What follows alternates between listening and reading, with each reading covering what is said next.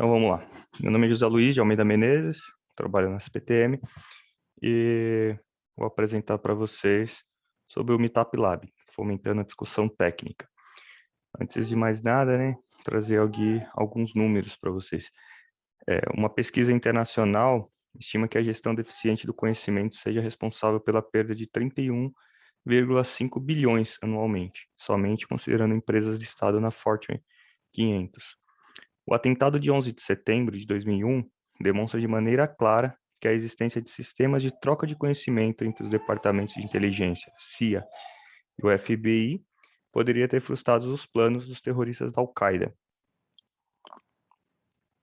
Um estudo publicado por pesquisadores da Universidade de Ciências Aplicadas de Wiesbaden, na Alemanha, identificou que a utilização de sistemas de gestão do conhecimento permite a aceleração dos processos internos, a redução de redundância, a valorização do conhecimento interno, o aumento da transparência. Outra pesquisa da TSIA detectou que a implantação de sistema de gestão do conhecimento nas empresas eleva a produtividade geral das organizações entre 10% e 40%. Bacana esses números aí, né? Nem tanto alguns, mas o meu trabalho tem a ver com isso, com a gestão de conhecimento. E de uma forma inovadora, um pouco mais criativa. E, enfim, o que é inovação, né, para a gente aqui? Inovação é a exploração com sucesso de novas ideias. Essa não é uma definição minha, uma ideia minha, é do Nick Baldin, e é isso que a gente vai ver também agora. Por exemplo, isso é uma ideia nova, provavelmente. Ela foi explorada com sucesso, né? Não sei. Aparentemente não. Então, a gente pode considerar que isso seja uma inovação. Tenho lá minhas ressalvas quanto a isso, né? É uma bicicleta de uma forma diferente, mas não sei se o usuário final ficaria tão feliz em usá-la. Trouxe outro exemplo aqui da Nintendo, né? No início dos anos 2000, havia uma competição enorme entre os videogames, ainda existe isso, né? E o foco era em desenvolver novas tecnologias, tecnologias mais modernas, mais complexas, e a Nintendo, ela fugiu um pouco disso. E ela apostou no Nintendo Wii, que trazia uma plataforma super leve, com gráficos simples e tal, mas uma jogabilidade diferente. E foi um grande sucesso. Até então foi o maior sucesso da empresa. E eles pensaram em melhorar isso, trazer uma nova versão aprimorada, e eles lançaram o Nintendo Wii U, que é esse da parte de baixo aqui, esse pretinho, né? Nintendo Switch é esse branco da esquerda, superior, Nintendo Wii U é esse de baixo. E foi, assim, uma ideia excelente de você jogar e o controle ter interação com a televisão, você tem uma tela ali no controle, e você jogar na televisão e no controle, era uma coisa bem, bem diferente, mas a exploração dessa ideia não foi tão boa. E então eles lançaram um Switch, que não era uma ideia, que é agora esse coloridinho superior direito, e não era uma ideia totalmente inovadora, totalmente do zero, que ela foi baseada no Nintendo Wii U, só que eles exploraram ela com extremo sucesso e com excelência. Então a gente pode ver num gráfico aqui, ó, da Statista, que o Nintendo Wii U é o pior console da Nintendo, mesmo ele tendo uma ideia muito inovadora para a época, né? Mas não foi explorada muito bem. O Nintendo Wii é o game de maior sucesso, e o Switch, isso em 2017, ele estava em terceiro lugar. Atualizando isso, algumas pesquisas que eu já fiz, o Nintendo Switch muito provável vai passar o Nintendo Wii. Inclusive, é um dos videogames mais vendidos e tá para ser o mais vendido de 2020 e 2021. Durante a pandemia mesmo, teve uma explosão de vendas de consoles. Nintendo Switch era impossível você achar. Eu passei por isso, para comprar um para o meu filho. Então, é um case aí muito bacana, né? Da gente ver que não é só a ideia inovadora, mas a exploração dessa ideia que é importante. Você fazê-lo com, com extremo rigor e de forma com excelência. E a criatividade para a gente, né, assim, eu tomo muito essa linha aqui, essas três palavrinhas, né? É uma habilidade, uma atitude e um processo. Uma habilidade para gerar novas ideias, combinando, mudando, reutilizando ideias existentes.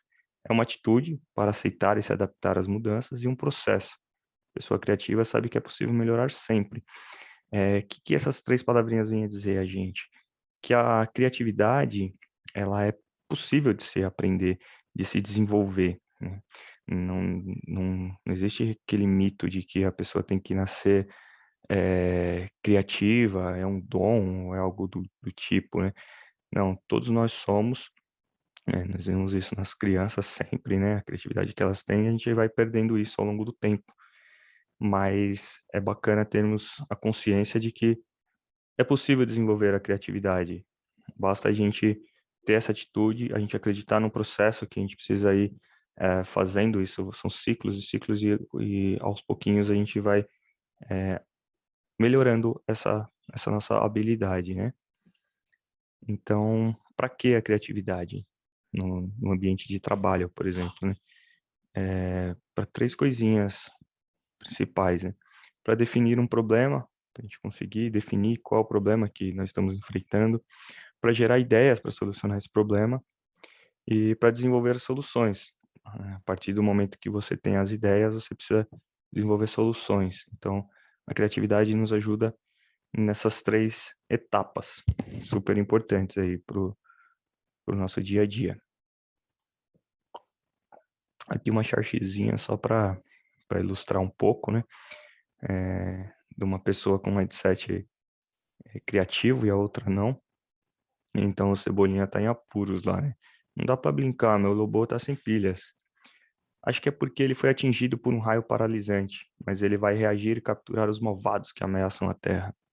Para se divertir, é só não economizar na criatividade, né? Nós temos o mesmo problema e enfrentamentos diferentes desse problema. E o modo criativo aí teve uma solução bem interessante para essa questão. Agora aqui eu gostaria de falar um pouco dos tipos de conhecimento, né? Acho que é um assunto até um pouco batido, mas só para a gente contextualizar. Então, nós temos o conhecimento explícito, que é aquele conhecimento que está documentado, enfim, conhecimento mais palpável. Nós temos o conhecimento tácito, conhecimento que está aí dentro da cabeça de cada um de nós, né?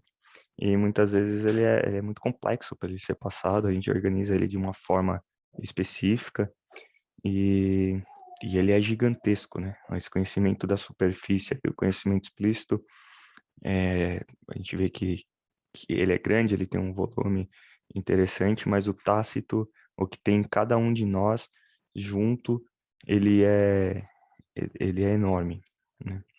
Então, como transformar esse essa ponta de baixo do iceberg, né, levar ela para cima? Isso é um desafio gigantesco que as empresas enfrentam. Por exemplo, quando um funcionário sai e ele leva o conhecimento dele estava todo ali abaixo da superfície, né? Tava tudo no tácito e ele saiu e a empresa agora vai precisar desenvolver essas habilidades, conhecimento em uma outra pessoa e precisa partir do zero, né? Se ele já tivesse ali na superfície, a amostra, quão rápido não seria, né, a adaptação dessa nova pessoa? Então, esse é um grande, enorme desafio aí para as empresas. Fora que muitas vezes colaboradores estão ali na superfície precisando de um conhecimento para resolver uma questão, um problema, e ela não tem, e o outro tem, mas está escondido. Você não, nem, às vezes nem sabe que aquela outra pessoa tem aquele conhecimento que poderia te ajudar, né? São grandes questões aí para o nosso dia a dia numa empresa. Então aqui uma tabelinha, né? Essa aqui eu fui buscar, então tem a fonte aí, e traz uma diferença aqui, né, entre conhecimento, um comparativo entre conhecimento tácito e conhecimento explícito. O conhecimento tácito, por exemplo, não é possível de ensino, já o explícito, sim. O tácito não é articulado, o explícito, sim, é articulado. O tácito não é observável, o explícito observável. Tácito substancial, o explícito esquemático. O tácito é complexo, o conhecimento explícito é simples. E aqui uma parte interessante, importante, né, mas não é só isso. O tácito não é documentado e o explícito muitas vezes, né, ele está documentado, ele está acessível ele para todos. Pensando nessas questões, né, que nos trouxe até aqui, até esse momento, eu desenvolvi e criei esse Meetup Lab, que é uma ideia que eu adaptei de outras situações que eu já tinha vivido, né, e trouxe pro universo aqui do nosso dia a dia na manutenção. Então, esse mind map é um mind map que eu trago normalmente no início dos nossos encontros para setar assim a expectativa de todo mundo, precisa saber, porque normalmente quando eu convido, falo, vou fazer um encontro, né, vocês querem participar do nosso meetup, um, dois, enfim, e a pessoa, o que que é isso, né? Então, esse mind map consigo setar um pouco as expectativas, né? Então, o que não é uma aula, não é um curso, não é uma relação ali professor-aluno fechada, que um sabe tudo e o outro tá ali só para aprender. Não é uma palestra, onde você vai ficar passivo, só recebendo essa informação e vai fechar seu caderninho e ir embora. Não é isso. Enfim, o que é? A ideia é que ele seja um encontro técnico e um espaço para discussões técnicas. Esse ponto é bem importante, é a gente proporcionar esse espaço, esse momento para essas discussões acontecerem. É uma oportunidade para conhecer novas pessoas, oportunidade para crescimento técnico, né? Essa parte de conhecer novas pessoas é muito importante, esse network interno. Então, às vezes, voltando naquela imagem do iceberg, né? Às vezes, aquele conhecimento pode não estar explícito ainda, mas você sabe que está no iceberg do João, da Maria, do Fernando. Então, você pode, opa, eu sei que ali eu posso perguntar que eu vou ter a informação. E o que não esperamos de você, né, do participante do nosso meetup, é domínio total do assunto e que seja um expert no assunto. A ideia é construção de conhecimento em conjunto, né? Não é uma palestra, não é aquela relação professor-aluno. E o que esperamos? Esperamos participação ativa, exposição de suas dúvidas, multiplicação do conhecimento, leveza, contribuição, compartilhamento de experiências. A gente espera engajamento, a gente espera participação ativa de dúvida, de expor soluções que já aplicou, situações que já viveu, né? Trazer todo esse conhecimento à tona para a gente pôr naquele caldeirão ali, cada um colocando um pouquinho do seu ingrediente. E o que esperar do nosso meetup, né? Networking, construção de conhecimento em conjunto, descontração e evolução técnica, né? Que seja algo leve e colaborativo e que as pessoas se integrem. O que não esperar, um conhecimento pronto, né, um diploma, a ideia é ter esse encontro, esse bate-papo, né? Às vezes o bate-papo ele é visto como algo pejorativo para esse tipo de coisa, mas é trazer essa leveza e trazer a troca de conhecimento sem barreiras, assim. E o Meetup Lab, eu divido ele em 6 etapas, grandes 6 etapas aqui, que é o planejamento e organização, isso é uma etapa pré-evento, então é selecionado os participantes, por exemplo, a gente sempre busca trazer um outsider, né, que é uma pessoa que não tem relação direta com aquele assunto, mas ele tá ali para participar e a gente percebe que ele sempre traz uma ideia, traz alguma coisa diferente, que às vezes a gente não estava pensando. Teve até um caso interessante que a gente estava falando de um relé de circuito de via e eu convidei um técnico do abrigo. Esse cara aqui não tem nada a ver com o tema, vou levar ele. E as discussões começaram a acontecer, de repente, esse técnico do abrigo, ele estava contribuindo absurdamente, a gente viu que é necessário essa integração entre o pessoal de sinalização e o pessoal de abrigo, porque tem algumas situações que eles se conversam, né? A via se conversa com o trem, a sinalização conversa com o trem, e os profissionais nem tanto. Então, a gente precisa dessa integração. Então, ter esse rompimento dessa barreira foi bem interessante. E é bem interessante, sempre é. E a segunda etapa seria uma abertura e integração dos participantes. Então, é onde eu mostro esse mapa mental, onde a gente, né, às vezes traz uma nuvem de palavras, alguma coisa, alguma dinâmica para quebrar aquele gelo, integrar as pessoas e elas terem a ideia de, pô, hoje eu tô apta a participar, estão querendo meu conhecimento aqui, estão querendo minha participação e eu estou à vontade para contribuir. Aí depois a gente traz o facilitador, que é uma pessoa convidada lá no planejamento, para expor o tema. É uma pessoa que tem uma experiência sobre o assunto. A ideia é que ele não seja um palestrante, né? Que não tem aquela ideia de o professor daqui. Não, ele vai ser o facilitador naquele encontro e ele no próximo encontro ele pode estar ali do outro lado. Então, ele vai trazer um pouco da experiência dele e vai fomentar a discussão. Então, é ele que vai colocar o fogo ali para todo mundo interagir. Então, a gente precisa ter esse pano de fundo para a discussão acontecer. Então, depois que o facilitador traz toda essa questão, a gente começa uma discussão mais aberta, e aí é onde a troca de conhecimento acontece, né? A maior troca, a mais rica acontece, porque aí está todo mundo, digamos assim, no mesmo patamar e todo mundo contribuindo. Então, é uma parte difícil também, porque como deixar isso acontecer, né, abertamente. Então, a gente tem que ter uma quantidade de pessoas ali, que a gente viu que até umas 12 pessoas acontece bem, ou pouco menos, para que todo mundo consiga trocar. Depois a gente faz um fechamento e um engajamento das pessoas para